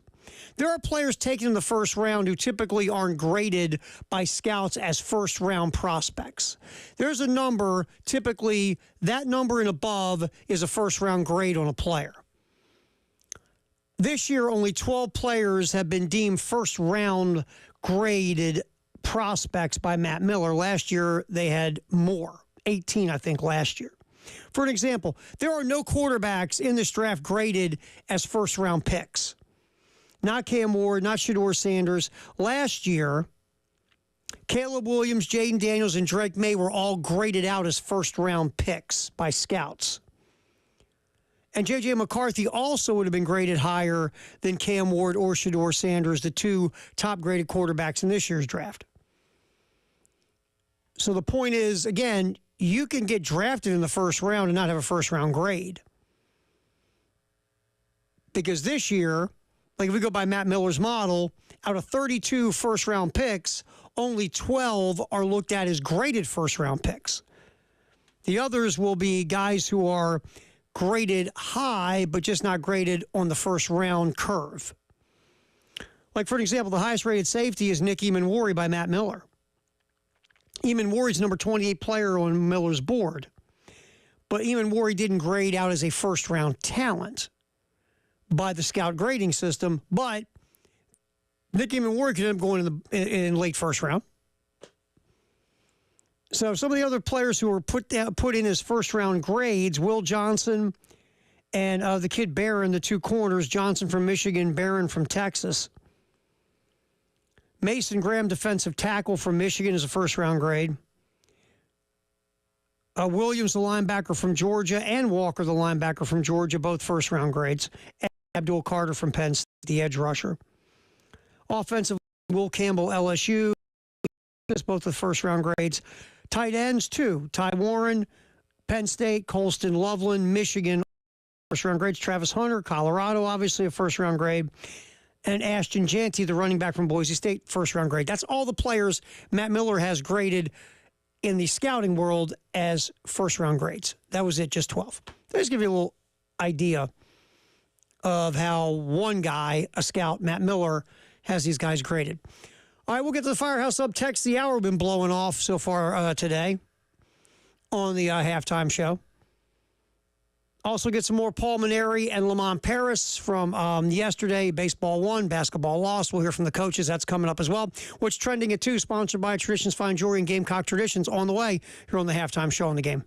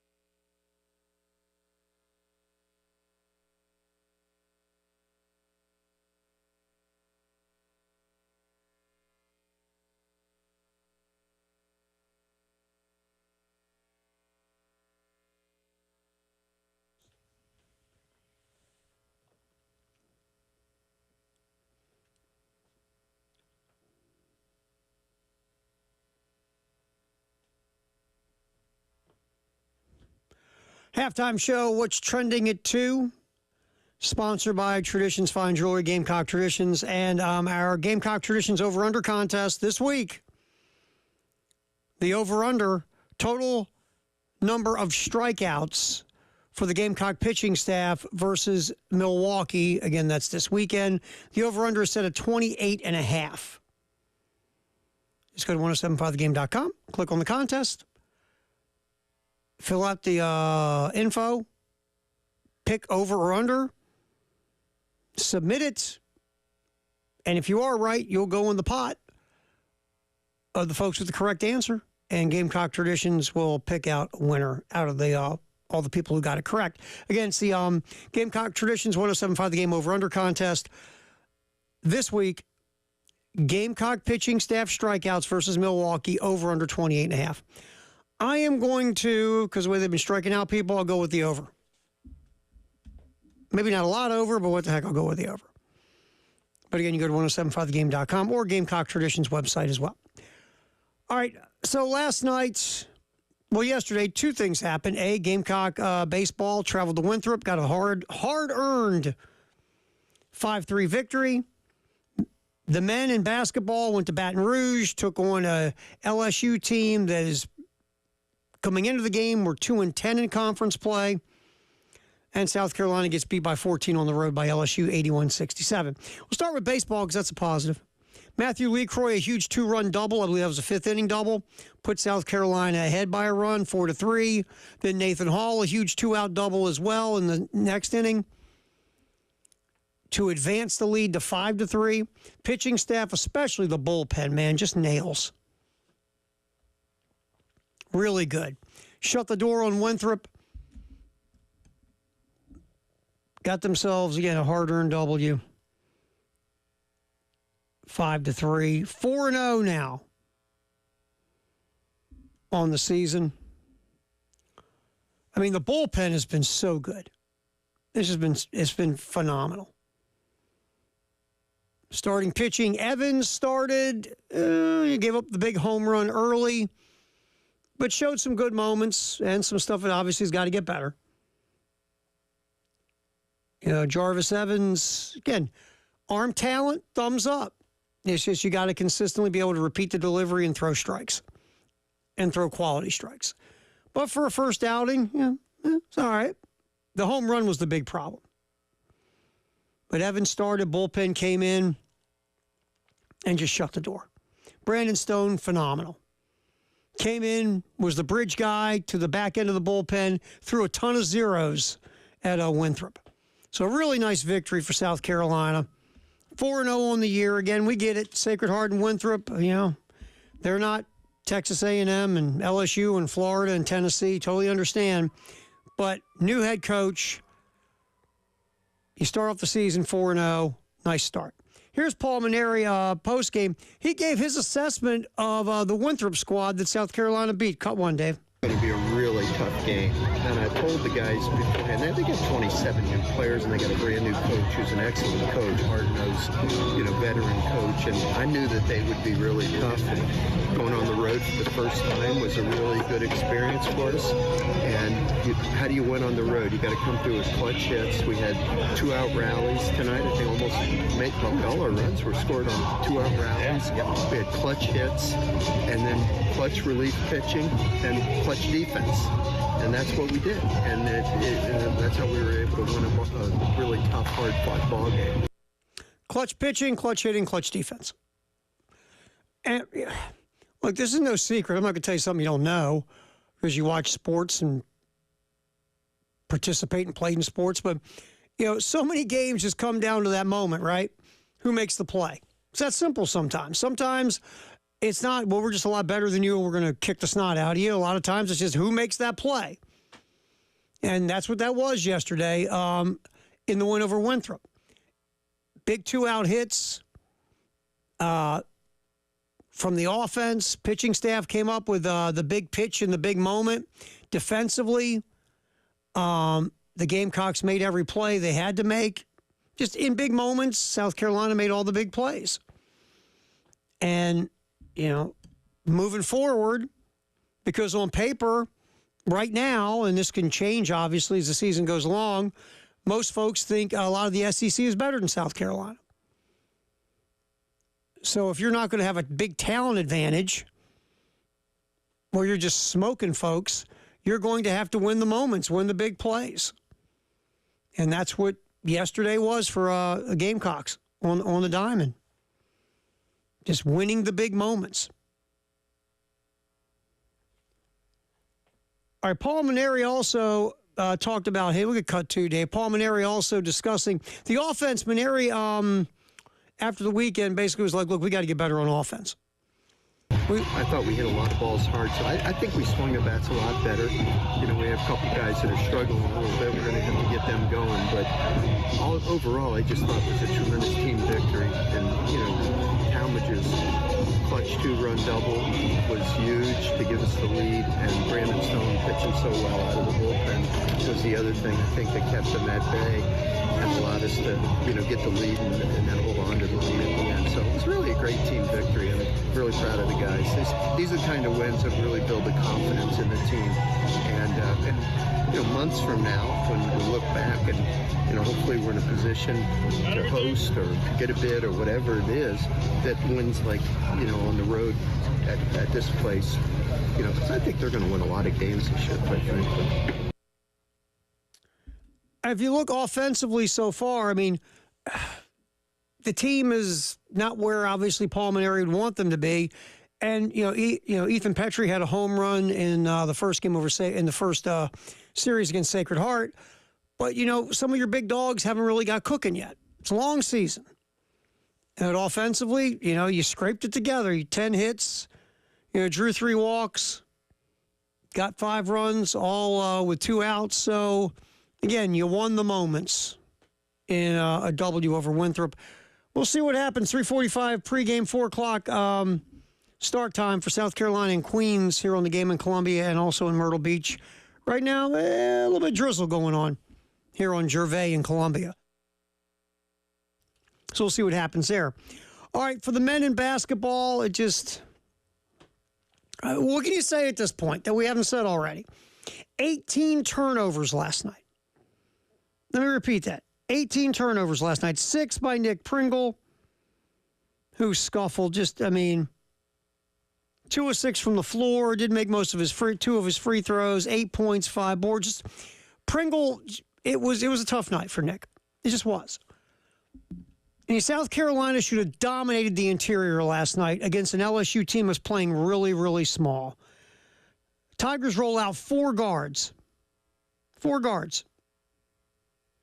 And South Carolina only had a 6-point advantage in the paint, 28-22. That's it. I mean, the Gamecock should have pummeled LSU in the paint. And if LSU started doubling and tripling, the post-up guys, either dudes are open for threes or guys are open for easy cuts to the rack for either layups, dunks, or going to the free throw line. And South Carolina just didn't take advantage of it. There were times, and Perry Clark doing the game as the analyst was talking about, Nick Pringle, Colin Murray-Boyles getting the ball, in the post and scoring position, and neither one really looking to score at that point. They're looking to get rid of it. And, again, I understand that. But you got to wait for the double or triple to come to you before you kick it out. If they don't double you, then, punish the dude who's guarding you in the post. Use your bigness to your advantage. And South Carolina just didn't do that. Again, Gamecocks had 18 turnovers. LSU scored 23 points off those turnovers. It was just a rough night all the way around. In a game that, look, if that game's at CLA, I feel much better about South Carolina winning it because they've been a heck of a lot better at home than on the road. But still, LSU's beatable. And South Carolina never felt like Gamecocks really had a shot once LSU got that double-digit lead. Just didn't. Once again, South Carolina in the first half went cold, started committing turnovers, missing shots. Before you know it, now you're down 14 at the half. It's a rough night. Rough night all the way around. Lamont Paris talking to the media in the post game. And let's get to this one, Dave. Cut 8. No, let's not do cut 8. Let's do cut 6, Dave. Lamont Paris just talking about his team's overall performance against LSU. Again, cut 6 from today. Yeah, he was being aggressive. He shot a couple threes off the ball screens. He had good energy. Hopefully in these games, then there needs to be something that you take away from it that helps build. Mm-hmm. And if that thing, or even the smallest thing like Jacoby drives and gets fouled at the end there, normally you're like, why would a guy shoot? But maybe it's what continues to get him over the hump as a scorer for us, or any little thing that can help us as we go and try to put it all together. But we weren't particularly effective around the basket, especially, but Colin also at times just got it down there. They were blitzing the ball out of Colin's hands when he got the ball around the basket in one-on-one situations, and sometimes he passed for pretty good shots. Other times he had some opportunities to score and didn't take advantage of those. But I think overall the performance component for us was great today. Aside from giving up 81 points, okay. Our performance component wasn't great also. Yeah, I mean, this was a game, again, you had a shot. You really did. And last night, this team has had fight all year despite going 0 for the SEC. I mean, they got, 6 games where they lost by 5 points or less, and they were in position to win. And last night, I'm not going to say they didn't fight, because they couldn't crawl back in it because LSU just kept making shots, and a lot of times these are shots LSU doesn't typically make, but that's basketball, man. When you're struggling, the teams that can't shoot all of a sudden can shoot. It's the weirdest thing. When you are a team that's scuffling, you play a squad, again, LSU 306th in America shooting threes. Now last night, LSU last night, 13 of 30. That's over 40% from 3. Yeah, you sit there and go, really? You guys don't make these all year, and now you're canning them. Now all of a sudden you got Ray Allen and Steph Curry on your team. Okay. All right. The kid Miller from LSU, who shoots under 30% from 3, knocked down 3 threes. This happens to you. The kid Mike Williams struggles scoring in general. Williams bagged 13. He was 4 or 5 from the floor, 3 or 4 from 3. A career night for Mike Williams. This is the way what happens when you're just not good.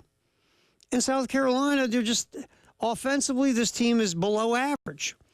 Shooting from 3, shooting from 2, shooting from the free throw line. Colin Murray-Boyles obviously is your go-to offensive player. Besides that, you got a lot of guys who aren't very consistent. Look, Jamari Thomas last night led the team in shots. This is my point. You got 4 guards with LSU and a big. Thomas took 16 shots. Colin Murray-Boyles and Nick Pringle should have been the leading shot takers last night. You should have been punishing LSU in the paint, but Lamont brought it up. Sometimes Colin Murray-Boyles and Nick Pringle had shots they didn't take. You got to recognize when you've got an advantage, you got to take advantage of it. If you get the rock on the post and you got a 4-inch size advantage on a guy and nobody's doubling you, go at him and punish him. Force LSU out of what they're doing, dictate to them. And it just wasn't enough of that last night. So it was a rough watch. I'm not going to lie. It was a rough watch. But South Carolina losing 81-67. We might try to grab another Lamont cut in the next segment. And also, we're definitely going to get caught up on the Firehouse Sub text line in our next segment, too, at 803-404-6100. What's trending at 2? Sponsored by Traditions Fine Jewelry and Gamecock Traditions right here on the Halftime Show on the Game.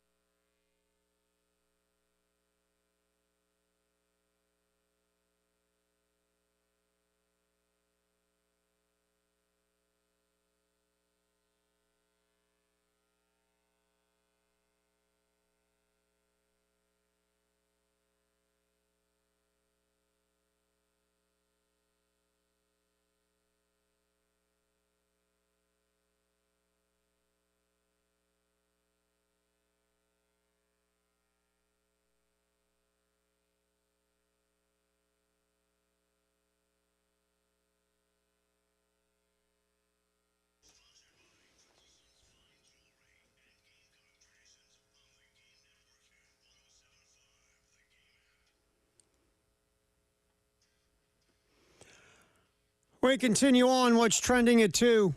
Sponsored by Traditions Fine Jewelry, Gamecock Traditions. Again, you can go to the Gamecock Traditions over-under contest. Go to 1075thegame.com.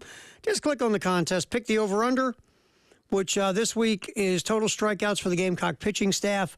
This weekend versus Milwaukee, it's at 28.5. Either South Carolina will have more than 28.5 strikeouts versus Milwaukee pitching staff, the Gamecocks pitching staff, or under 28.5 strikeouts. You pick it. You submit it. If you get it right, you could win a Gamecock Traditions gift card. Again, that's our Gamecock Traditions 1075 the Game over-under contest. We talked a bunch about the win in baseball, 5-3 over Winthrop yesterday. Gamecocks now 4-0 under Paul Maneri. Also, the loss for the men on the hardwood, 81-67 in Baton Rouge versus LSU. South Carolina now 0-13 in the SEC. We're going to hit the text. We got to catch up on our Firehouse Sub texts here in a second. First, let's go to Love Chevy phone line, 803-404-6100. Brian's been holding on. Brian, we appreciate you calling and your patience. You're on the halftime show in the game. What's up, my man? Hey, Terry. Terry, now I understand this is the Gamecock channel or whatever, but network. But I think you dancing around trying to be too kind. If you look at, I was talking to a friend of mine. I didn't play basketball at that level, but I was confident enough that believe that I don't care what. I'd rather a player that can't shoot when they have an open shot or a good shot than to give it up or be hesitant to shoot it. You see, the last game, if you saw Jacoby come out, Jacoby came out. I think they started him at point guard. He was aggressive, assertive, decisive on the court, and the team was thriving in that first half. The second half, I think they switched it up to Thomas running point. Thomas more looking for his own shot. Thomas not looking to run the offense. So they ended up taking an L and losing the point battle in that second half. The Gamecocks are missing what they've had the last 2 years. Players that play with tenacity, assertiveness, and believe that they have the capabilities to do. They're just as good as the players on the other team. We don't have those type of players with that kind of mindset and attitude. It's a passive team. You can lead with your forward like Murray Balls. You can take a player like that and let that player can lead you, but he doesn't have that tenacity and that mindset and that attitude, and it's going to take more than just him. Jacoby can do it, but if you see it, he's inconsistent. Some games he won't take the other night, I think it was Saturday, he had wide open lanes to the basket. You got to put pressure on the defense. He was giving up the ball to Thomas. You're a third-year SEC player or fourth-year SEC player. You shouldn't be giving up the ball to Thomas because Jacoby can hit that main range shot and that three, and he can take the ball to the basket. He's bigger than Thomas. But he was giving the ball up every single time, even though the defender was giving him a lay into the basket. He would not take it. They're not putting any pressure on the defense. Brian, some great points, really, and thank you for the call. Couple things here, and Brian hit this. Look, tenacity, aggressiveness. You look at the team of last year. On paper, last year's team, you weren't going, wow, man, no. I mean, that team on paper won some games against squads that if you just, again, wrote down the lineups, you go, South Carolina, they shouldn't go into Tennessee and beat the Volunteers in Knoxville. No way. South Carolina did. There was a tenacity and an aggressiveness with that basketball team last year. Yeah, you had a few more veterans, but still, that team had about them. They beat Kentucky here. They had some really big wins. Playing Mississippi State and Ole Miss last year, two teams that were gritty. South Carolina out-grittied those teams last year and got W's. To Brian's point, and Brian nailed it on the head, this team does not have that same aggressiveness, grit, and tenacity. They just don't. And, we always want the best player to be the biggest leader and the most aggressive and all that. Sometimes that's not the way it works. Colin Murray-Boyles is a very gifted basketball player who will go, my guess is, in the bottom half of the first round of the NBA draft. But Colin Murray-Boyles, he's not aggressive or tenacious to the point of what Brian said. He's not a leader either that's going to grab guys and go, come on, man, get your head out of your hind parts. Let's go play basketball. You just don't have those guys who are in that mindset. And, to the point about Jacoby Wright, Brian hit that too. Sometimes Jacoby Wright plays with confidence. And sometimes Jacoby Wright plays like he's got no confidence. There are times Jacoby Wright will, take that open lane to the basket and be aggressive either for himself or to make an easy pass for a layup or a dunk. And sometimes Wright won't take it at all and he'll defer. Now, this team is just, one of the other things is just that mindset. And we've seen them at the end of games. You get tentative. There are certain guys who they'll treat the ball like a hand grenade in a one-possession game with under 30 seconds left. There's also, and we've had this conversation about this team, is from the neck up, there are some issues. The things that happen late in games, sometimes, that's mindset, man. You got to believe. And that's, the belief is wanting on this team. And these are guys who, look, if you go up this honest lineup, Colin Murray-Boyles last year played when a very successful team went to the NCAA tournament. So did Zach Davis. So did Jacoby Wright. So did Morris Ugasuk. These guys were on the court and got minutes and run last year. It's just been when you've asked to now do more, there have been failings in certain departments by all these guys, even Colin Murray-Boyles. So, yeah. Brian, you're not wrong, man. Not wrong at all. Good call. Let's grab a couple texts off the Firehouse Sub text line. Let's see. Text from Alex. Ole Miss had their best three-point and overall shooting half of the season against us in that first half last week. Bad luck happens when you stink. It follows you, and Lamont brought up the basketball gods. Yes, if you're not doing the right things and you're not executing properly, the basketball gods get you. Another text. Andy. We're just awful this year. Last night's game was the first game this year where I had to just turn off the TV. Also, we look like a middle school team out there. It was rough, man. Last night was rough. I mean, again, you see turnovers, you see just... I go back to what Perry Clark, this is the third time I've referenced Perry Clark doing the analyst role last night on the game, where he was just like, there were times guys just weren't recognizing things on the offensive end of the court. You get the ball, you got to recognize what's going on. And you got to make quick decisions. But you can't, you can't rush it, but you got to get the ball okay. Like, for example, we go back to the paint. Nick Pringle gets the ball in the post. One guy's on you. You got an advantage on him, go at him. If they double you down, dish it. Somebody's open.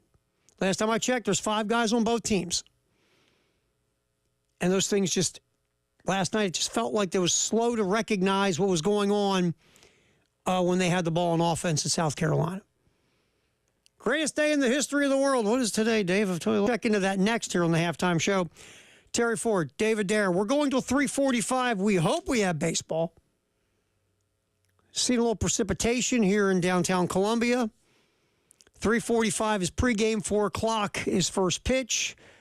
We'll play it by ear, but right now, game is on against Queens over at Founders. We have a family 4-pack of tickets.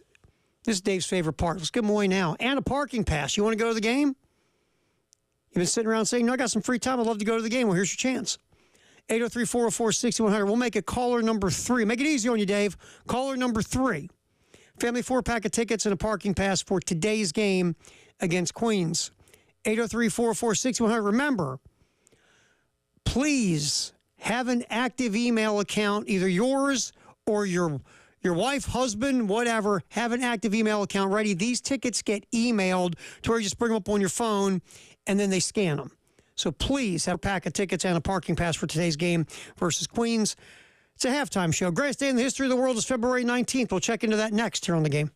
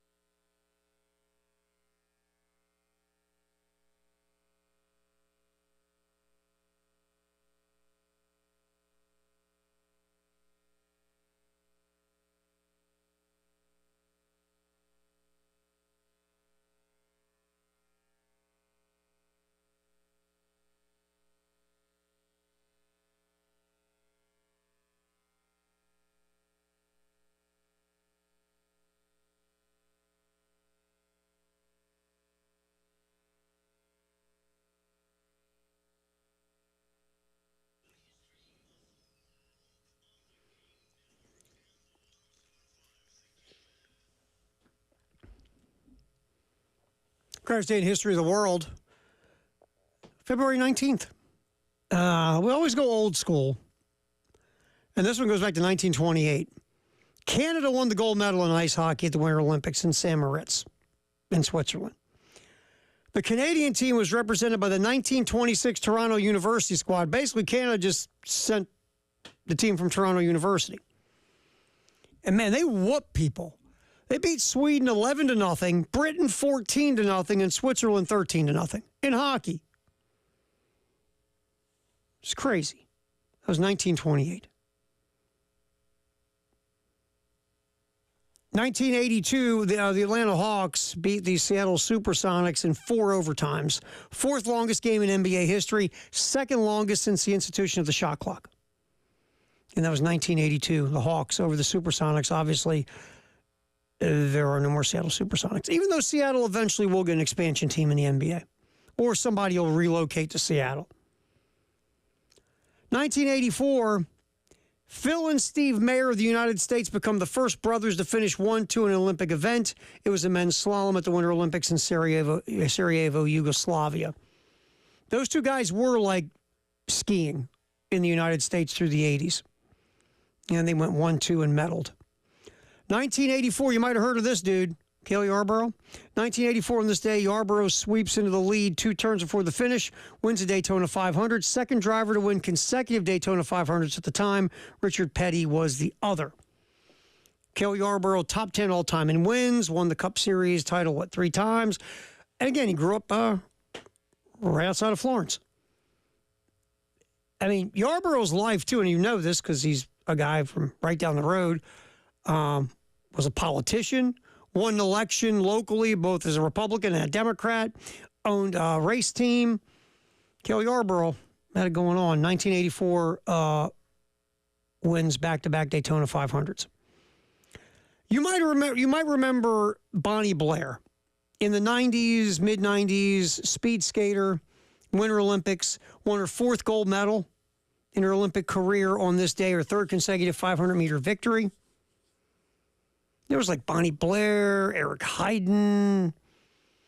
Was it Dan Jenkins or Jenner Jansen? Dan Jansen. Yeah, we had some speed skaters back in the 90s who won Olympic medals. Jansen, remember, it was like a heartbreaking story. Like he didn't medal. He was skating. His sister had passed away, and he was crying on the ice, and then they came back, next Olympics and won a gold. Also, this day, the greatest day in the history of the world, Lindsay Kennedy in 2005 becomes the first woman to play in a major indoor soccer league game. She played for St. Louis. She played the final 76 seconds of a win. Or a loss. Milwaukee beat St. Louis 7-3. She got in for the last 19 seconds. Also on this day in 2005, I'm going to try to get these names right. I got some names coming up here on this list. Shriner, a Division III school, ends their NCAA record losing streak at 83 games. They beat Sul Ross State 75-69. By the way, the last team they beat before the 83-game losing streak started, Sul Ross State. How much does Sul Ross State stink? That's a question. A lot more Olympic stuff on this day, the greatest day in the history of the world, February 19th. 2012, Stephen Holcomb and Steve Langston, they win the 2-man bobsled for the U.S. in the World Championships. In 2014, I will butcher this name. Norway wins their first Olympic mixed relay in the biathlon at the Sochi Games. Ole Einar, I'm not even going to try the last name, but our buddy Ole became the most decorated Olympic athlete, Winter Games decorated athlete ever with 13 medals. Non-Olympic moment on the greatest day. Anthony Davis this day in 2017 scores 52 points. 10 more than Will Chamberlain's All-Star game record that stood for 55 years. Western Conference beat the East. 192-182 in the highest scoring game or All-Star game in league history. Anthony Davis, 52 points. 192-182. A lot of people complain about the NBA All-Star game, and now the NBA is trying all this other goofy stuff to make their game more competitive and more interesting. I say this all the time. Not to be mean, who cares? It's an exhibition game. Who cares? Watch it, don't watch it. Just people get mad. They don't play defense. Well, they never really played a lot of defense in the All-Star game. And do they play less defense now than ever, or did they, especially at that time? Sure. But again, it's an exhibition. Why do we get so sideways over a game that doesn't even matter? The NFL got smart and said the Pro Bowl sucks. We're done. Let's just, have a fun Pro Bowl weekend and just have quarterbacks throw footballs through tires or whatever. All-Star games, any meaning on an All-Star game, anything where it used to at any point is gone. It's just whatever. I don't get bent over this. If you think the NBA All-Star game is terrible because nobody plays defense, then don't watch it. We always act like, the old school All-Star games, it was, rugged defense and it meant a lot. Yeah, did they play more defense back in the day? Yeah. But still, you want to make these games mean something, offer these players some incentive to make it mean something. And of course, these guys make a ton of money. So, anyway. Anthony Davis, 52 points on this day in 2017, the All-Star game where the Western Conference scored 192 points. Finally, greatest day in the history of the world, February 19th. This day in 2021, WADA softened their 4-year ban on Russia from all international sports. Russia could then compete under the acronym ROC after the name Russian Olympic Committee. Now, of course, because of, the Russians, steroids, PEDs, banned substances, Russia got caught and got hammered. So that was this day in 2021. The ban was softened by WADA. All right, it's the greatest day in the history of the world, February 19th. We'll pop back in here. We'll do our handoff with Jay Phillips, get the postgame show ready, the very abbreviated version of the postgame show. Again, we are, right now, going to be rolling baseball. 3:45 pregame, 4 o'clock first pitch at Founders with South Carolina and Queens. Again, obviously, weather permitting right now, it's still a go. We'll get into that more on the other side. It's a halftime show. David Dare keeping us on track is Terry Ford. One more segment, then the postgame show here on the Game in Columbia, Florence, and Myrtle Beach.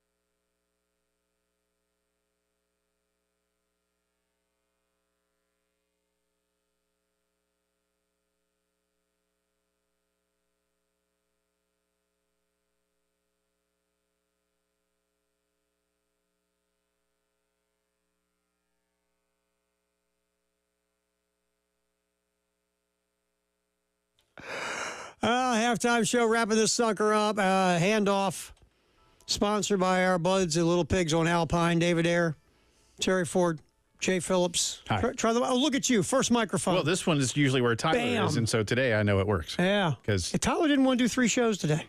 well, What's up with that guy? Soft. I'm telling you. it's because he did 4 hours with me the other day, and I wore him out. Is that what it was? But we did get free pizza. Hey, how good is that pizza? Quite. Now, did you do the asparagus pizza? Yeah. Tell me about it. It was fantastic. How asparagus-y was it?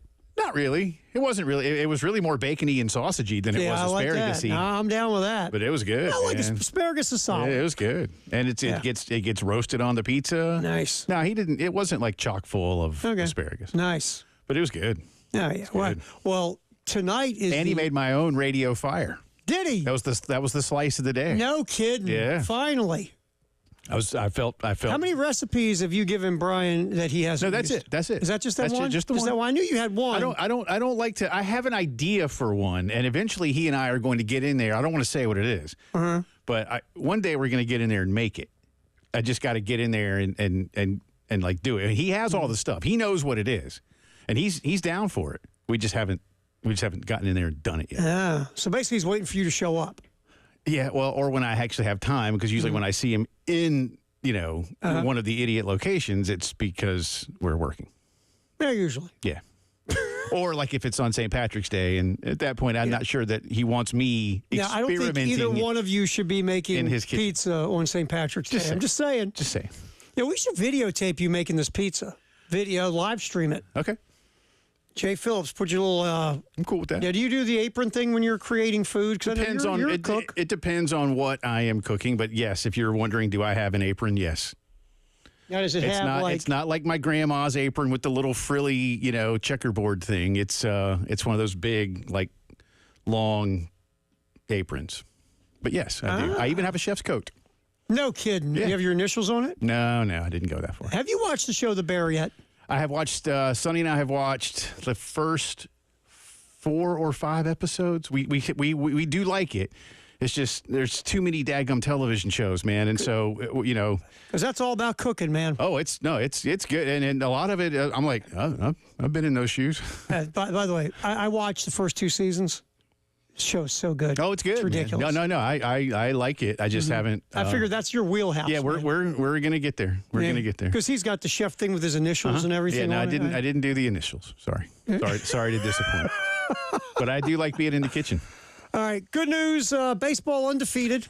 I'm gonna throw this at you. I open the show with it. But the one thing, look, it's 4 games and they haven't beaten anybody that anybody's gonna go, wow, I get it. But we're seeing a team. That game last night, they got tested a little bit. They grinded through it. And to my point of watching the game last night, we saw the 3 games against Sacred Heart. What we're seeing is a team that doesn't beat itself. Right. They're fielding the baseball. Right. They are making smart baseball IQ plays. They're advancing to the right bases on the paths. They're situationally. There was one play where they screwed it up. They were situationally. They've been hitting very well. All the RBIs last night with 2 outs. Right.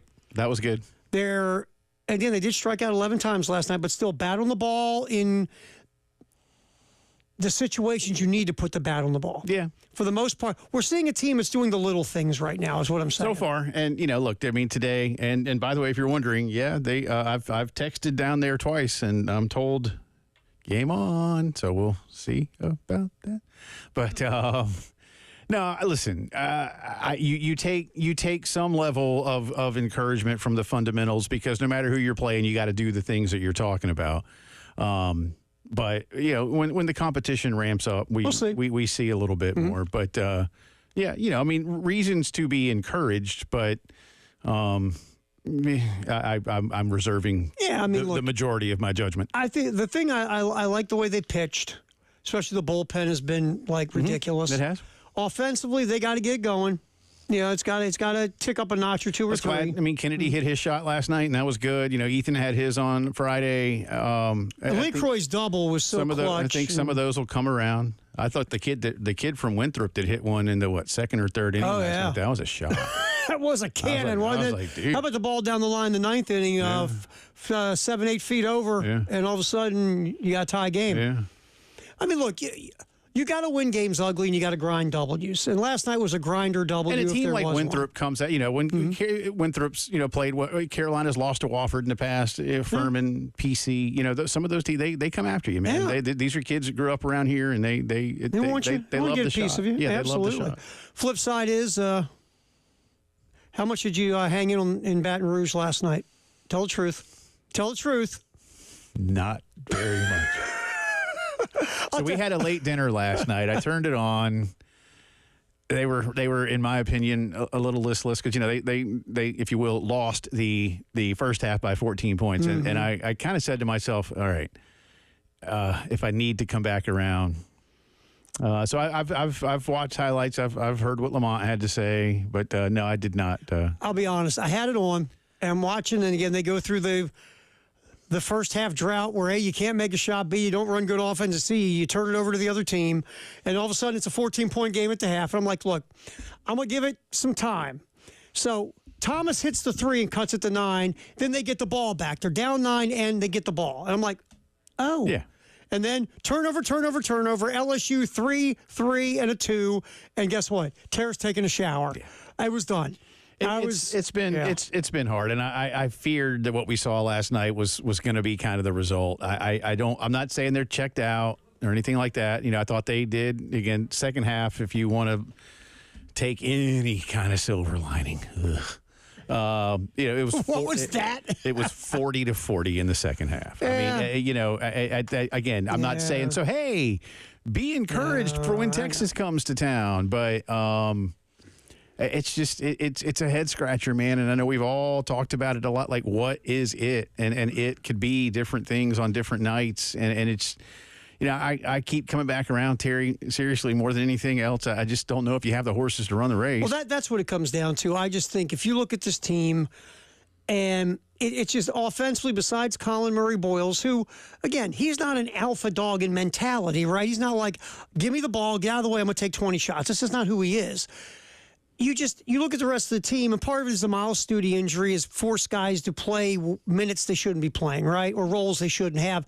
But there's no consistent second scorer. It's just you don't know night after night. Offensively, the point guard play for like Talon Cooper's role, you don't have a guy that does that. You just said it. You're in the race without the right horses. I think so, and that's where I think it comes primarily down. There are other factors, but I think at the end of the day, a lot of times, if your Jimmys and Joes are better than mine, all right, what do you got coming on, man, for your whole 45 minutes, maybe? Well, we think we'll be talking some more about that and a little college football playoff news as well. David Dare, nice work. Halftime show, Terry Ford. David Dare will do it again tomorrow here on the game. Post-game shows next with Jay and Elijah.